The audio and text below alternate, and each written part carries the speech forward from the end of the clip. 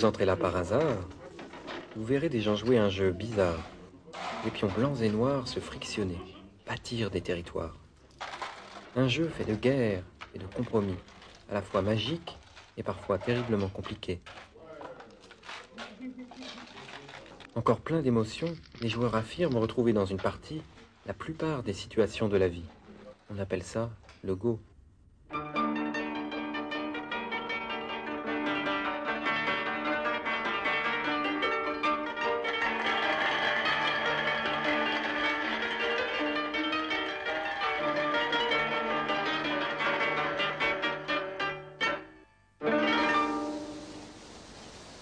Le Go est né en Chine, plusieurs milliers d'années avant Jésus-Christ. C'est le plus vieux jeu du monde. En Asie, son prestige est immense. Des millions de joueurs pour une infinité de réflexions. Une légende raconte que l'empereur Shun inventa le jeu afin, dit-on, d'aviver l'intelligence de son fils Chongqiong, brutal et borné. Le Go devient alors le jeu de cour et fait partie des 4 arts, avec la peinture, la musique et la calligraphie. Les poètes passaient un temps infini à jouer une partie, dans laquelle ils retrouvaient l'harmonie et la turbulence de la nature.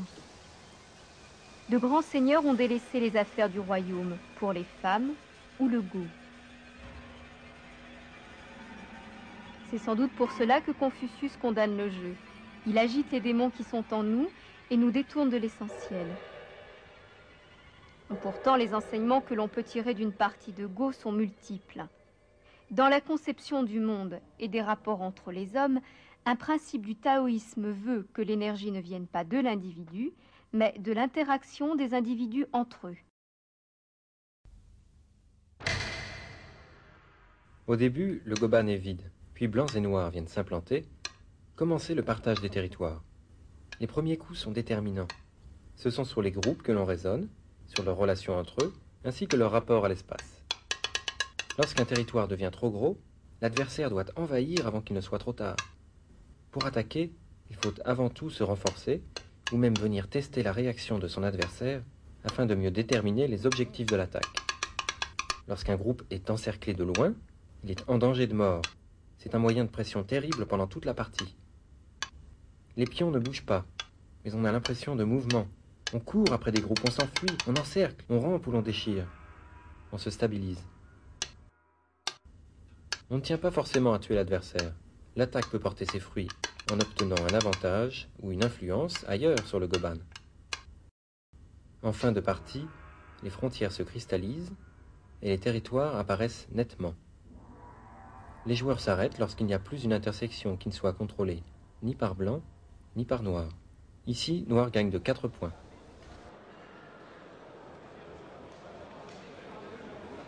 Au début, quand j'ai commencé à jouer, j'ai beaucoup rêvé du Go. C'est-à-dire, il y a des situations qui apparaissent dans le jeu que je retrouvais dans la vie de tous les jours. On voit des séquences, des tas de pierres qui se promènent. Ça ressemble même plus forcément beaucoup à du Go. C'est très, très fréquent d'avoir vraiment des petites pierres qui se posent dans la tête, on les voit presque. En fait, je suis complètement fasciné par le jeu. Et j'ai toujours envie de jouer sans cesse.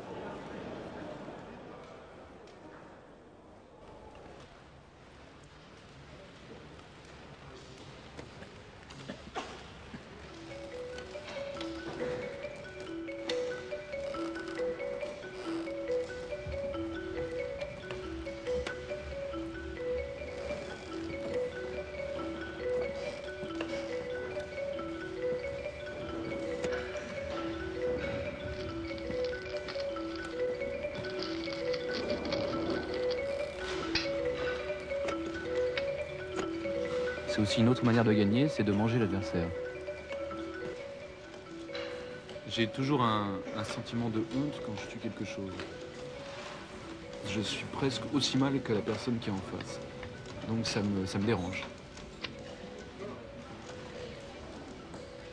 Et les joueurs faibles, qui sont, quand ils viennent jouer avec nous, d'une violence inouïe.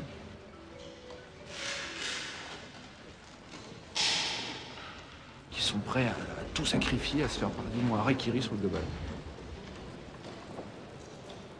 Le gros problème au Go, c'est d'arriver à se dépasser. C'est d'arriver à sans cesse trouver de nouveaux concepts, de nouvelles idées pour progresser. Et ça, c'est une recherche permanente. Quand Maître Lim est venu en France, il nous a beaucoup apporté. Il abordait les problèmes dans une vision globale des choses. Au Go, on établit des formes de raisonnement qui s'inspirent de l'esthétique sur des notions de bonne forme, de jolie forme. Et au Go, la pensée reste en pleine évolution.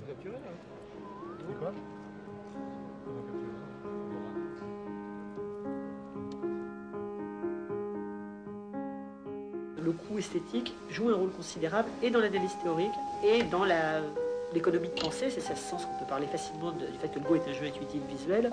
On trouve le bon coup sans trop réfléchir et en se laissant guider par le sens de l'harmonie sur l'ensemble du jeu. Il y a tellement de combinaisons dans le jeu qu'il est impossible de tout calculer. Aucun homme, aucune machine. Au Go, les formes naissent du conflit. Dans le cas du Go, gagner est un objectif différé, comme on dit souvent, c'est-à-dire que pendant la partie, il est très très difficile de savoir si on est en train de gagner ou de perdre. Ce qui est facile à savoir, c'est si on est en train de respecter le jeu ou pas, c'est-à-dire si l'équilibre, qui est la notion principale, est maintenu. Et les deux notions, les notions d'esthétique et la notion d'équilibre, sont à peu près fondamentalement mélangées au Go de telle sorte qu'il est très très difficile de dire autre chose que le coup esthétique, c'est le coup qui est le plus équilibré.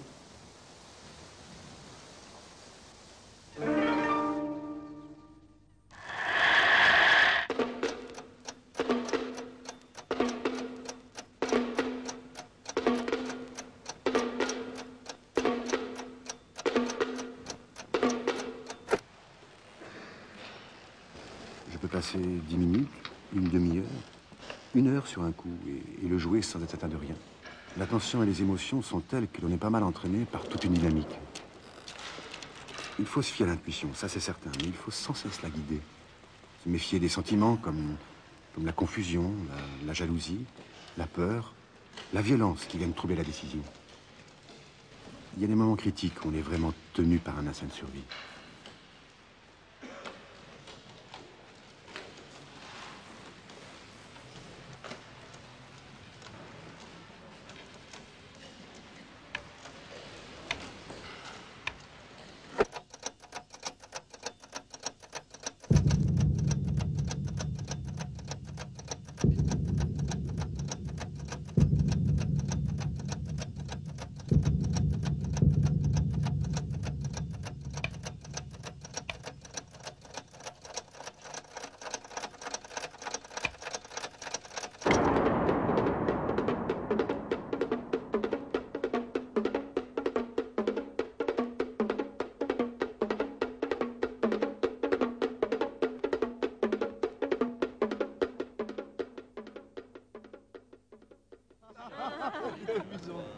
C'est vrai.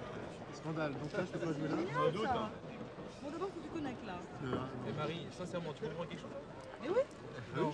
Ah oui. Non, mais dis donc te gonfler, toi. Non, mais attends, reprenons, calme-nous. Parce que moi, en général, je pose la pierre juste à côté. De toute façon, à mon avis. Quand même, hein, faut De toute connaître. façon, l'intuition que j'avais au départ, c'est correct. C'est de Faut pas prendre sacrifier. ses pierres. Faut prendre ses pierres. Et de...